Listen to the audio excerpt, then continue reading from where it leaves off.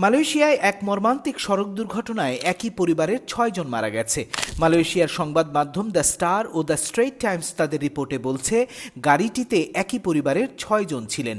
কেদা police ও fire সার্ভিসের কর্মীরা ধারণা করছে, সুঙ্গাই কুরুক নদীতে গাড়িটি কোনো কারণে রাস্তা থেকে ছিটকে নদীতে পড়ে যায়।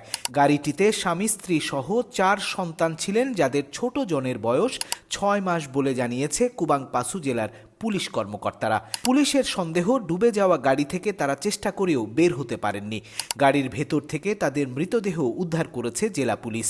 এমন দুর্ঘটনা এবং মৃত্যুর খবরে শোকের পরিবেশ সৃষ্টি হয়েছে গোটা মালয়েশিয়ায়। পেনাংয়ের অবসরপ্রাপ্ত এক ব্যাংক কর্মকর্তা ফোন প্রতারণায় হারালেন ৬,৮০,০০০ রিঙ্গিত।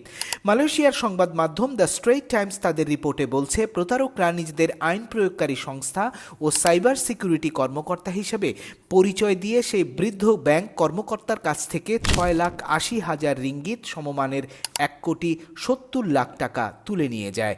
পুলিশ ঘটনার তদন্ত করছে এবং প্রতারকদের বিরুদ্ধে মামলাও হয়েছে।